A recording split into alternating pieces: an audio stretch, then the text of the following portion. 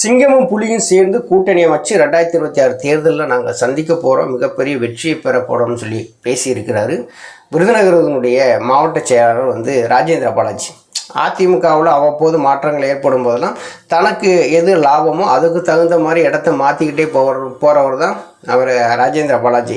TTV Dinakaran ஒரு காலத்தில் புகழ்ந்து பேசினார், திருமதி சசிகலா அவர்கள் ஒரு காலத்தில் புகழ்ந்து பேசினார், அதுக்கடுத்து ஐயா ஓபிஎஸ் அவர்களை புகழ்ந்து பேசினார். இப்போ எடப்பாடி பழனிசாமியை புகழ்ந்து பேசுகிறார். புரட்சி தமிழர் தான் இங்கே சிங்கம், பிஜேபி தான் புலி, இது ரெண்டும் சேர்ந்து கூட்டணி போட்டு நாங்கள் தேர்தலை சந்தித்து மிகப்பெரிய வெற்றியை பெற போகிறோம். புரட்சி தமிழர் எடப்பாடியார் தான் முதலமைச்சராக வரப்போகிறாரு அப்படின்னு சொல்லி பேசியிருக்கிறாங்க. இன்னும் பல கட்சிகள் அதிமுகவோட கூட்டணி வைக்க வருஷ கட்டி வரப்போகிறாங்க, தயார் நிலையில் இருக்கிறாங்க அப்படின்னு பேசியிருக்கிறாரு. அதிமுகவுக்கு எந்த கட்சி வருஷ கட்டி வருது ஒன்றுமே புரியலையே. பிஜேபியோட கூட்டணி வச்ச நாள்லேருந்து பார்த்திங்கன்னா நாங்கள் மெகா கூட்டணி அமைப்போம்னு சொல்லி தொடர்ந்து எல்லாருமே பேசிட்டு தான் வர்றாங்க. Natham Viswanathan, Dindigul Srinivasan, C V Shanmugam, S P Velumani, K P Munusamy, இவர் ஆர்பி உதயகுமார், செல்லூர் ராஜு, இங்கே ராஜேந்திர பாலாஜி, இப்போ யாரெல்லாம் முன்னாள் அமைச்சர்கள் எல்லாமே செய்தியாளர்களை சந்திக்கிறாங்களோ அவங்க பூரா சொல்லுவாங்க, அதிமுக தலைமையில் ஒரு வலுவான கூட்டணி அமைய போகுது, நாங்கள் திமுகவை வீழ்த்த போகிறோம், ஆட்சி கட்டிலேருந்து இறக்க போகிறோம் அப்படின்னு சொல்லி வீரவசனம்லாம் பேசிகிட்டு இருக்காங்க. இன்னும் வரைக்கும் பேசுகிறாங்க. ஆனால் ஒருத்தர் கூட எடப்பாடி பழனிசாமி தலைமையை நம்பி கூட்டணிக்கு வரலை. மெகா கூட்டணி அமைப்புன்னு சொல்லி பேசிக்கிட்டு தான் இருக்கிறாங்க. கிட்டத்தட்ட இவங்களுமே கூட்டணி அமைச்சு கிட்டத்தட்ட ஒரு 6-7 மாதங்களாச்சு. தொடர்ந்து இதை பேசிக்கிட்டே வர்றாங்க.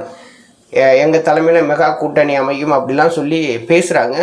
ஒரு 0.5% இருக்கக்கூடிய ஒரு கட்சி கூட எடப்பாடி பழனிசாமி தலைமையை நம்பி கூட்டணிக்கு வரலை.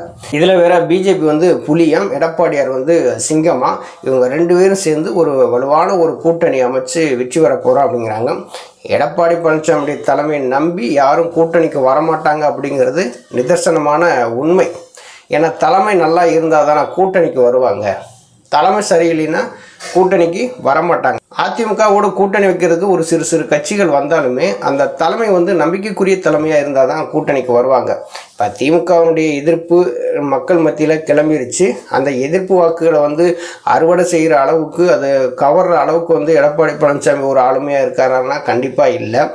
பிஜேபியோட அதிமுக கூட்டணி வச்சதுனாலேருந்து அந்த அதிமுகவுக்கு இருக்கக்கூடிய பேரே போச்சு. மக்கள் மத்தியில் ஒரு நம்பிக்கை இருந்துச்சு, தனிச்சு நின்றாங்கன்னா ஓரளவு சீட்டு பிடிப்பாங்க அப்படிங்கிற நம்பிக்கை இருந்துச்சு. இப்போ புலின்னு சொல்கிற அந்த பிஜேபியோட கூட்டணி வச்சதுலேருந்து அது பொருந்தா கூட்டணியாகவும் போயிடுச்சு.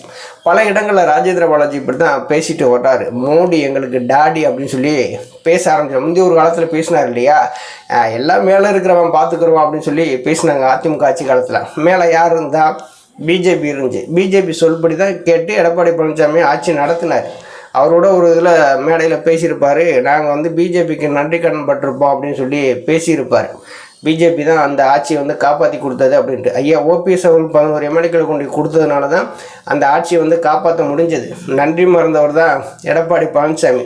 அப்படி பிஜேபிக்கு நன்றி கடன் செலுத்தக்கூடியவர் ஏன் 2024 பாராளுமன்ற தேர்தலில் பிஜேபி கூட்டணி விட்டு வெளியில் வந்தாருன்னு தெரியல. எடப்பாடி பழனிசாமியோட பேச்சு நிலையாக இருக்காது. நாளொரு மேனியும் பொழுதொரு ஒன்றமும் அது மாறிக்கிட்டே இருக்கும். அதனால தான் யாரும் அவரோட கூட்டணி வைக்க தயங்குறாங்க. இதில் தான் அதிமுக இருக்கக்கூடியவங்க எல்லாருமே தொண்டர்களை உற்சாகப்படுத்தணும், பொதுமக்களை நம்ம பக்கம் கொண்டு வரணும் அப்படிங்கிறதுக்காக எல்லாருமே செய்தியாளர் சந்திப்பில் சொல்லும்போது மெகா கூட்டணி அமையும், மெகா கூட்டணி அமையும், நாங்கள் புலியோடவும் சிங்கமும் கூட்டணி போட்டு நாங்கள் தேர்தல் சந்திக்க போகிறோம், கண்டிப்பாக வெற்றி பெறுவோம் அப்படின்னு சொல்லிட்டு அங்கே இருக்கிற தொண்டர்கள் வெளியில் போகாத அளவுக்கு தக்க வைக்கிறதுக்காக ராஜேந்திர பாலாஜி பேசியிருக்கிறாரு. அவருடைய பேச்சில் 1% கூட உண்மை இல்லை அப்படிங்கிறது ரொம்ப தெளிவாக தெரியும். தொண்டர்கள் எடப்பாடி பழனிசாமியுடைய அரசியலையும் மற்ற அமைச்சர்கள் பேசக்கூடிய செய்தியாளர் சந்திப்பையும் தொடர்ந்து பார்த்துக்கிட்டு தான் வர்றாங்க. நீங்களும் தொடர்ந்து கூட்டணி வச்ச நாள்லேருந்து சொல்லிட்டு தான் வர்றீங்க. ஒருத்தரும் கூட்டணிக்கு வரமாட்டேங்கிறாங்க, இருக்கிறவங்க கூட கூட்டணி விட்டு வெளியில் போகிறாங்க. இப்போ எப்படி நீங்கள் மெகா கூட்டணி அமைப்புன்னு சொல்லி செய்தியாளர் சந்திப்பில் முன்னாள் அமைச்சர்கள் பேசும்போது மக்கள் நம்புவாங்களா? நம்ப மாட்டாங்க. இவங்க ஏதோ ஒரு பொய் சொல்லிட்டு போகிறாங்க அப்படி சொல்லி மக்கள் வந்து கடந்து போயிடுவாங்க. நண்பகத்தன்மையற்ற தலைமையை நம்பி யாரும் கூட்டணிக்கு வரமாட்டாங்க. ஆனால் ராஜேந்திர பாலாஜி அவர்கள் பேசுகிறது எப்படின்னா, எடப்பாடி பழனிசாமியை தூக்கி பிடிப்பதற்காகவும் எடப்பாடி பழனிசாமியை பாராட்டி அவன் மூலியமாக இவருக்கு ஏதாவது கிடைக்கும் அப்படிங்கிறதுக்காக அவர் பேசுகிறாரே தவிர கட்சியினுடைய வளர்ச்சிக்காகலாம் இவருடைய செய்தியாளர் சந்திப்பு இருக்காது. அதிமுக ஒருங்கிணைந்தால் தான் வெற்றி பெற முடியும். நீங்கள் சிங்கத்தோட கூட்டணி போட்டாலும் சரி, புலியோட கூட்டணி போட்டாலும் சரி, ஆனால் அதிமுகவுடைய வெற்றிக்கு ஒருங்கிணைப்பு மட்டும்தான் சாத்தியம் அப்படிங்கிறது மக்களுக்கு தெளிவாக தெரியும். ஆனால் செய்தியாளர் சந்திப்பில் ராஜேந்திர பாலாஜி சொல்கிறது பார்த்திங்கன்னா, அவர்கிட்ட இருக்கிற அவர் முன்னாடி இருக்கக்கூடிய அந்த நிர்வாகிகளை கொஞ்சம் சந்தோஷப்படுத்துறதுக்கு தான். ஆனால் எந்த கூட்டணியும் எடப்பாடி பழனிசாமி நம்பியோ பிஜேபி நம்பியோ வருஷ கட்டி நிற்கலை. நன்றி, வணக்கம்.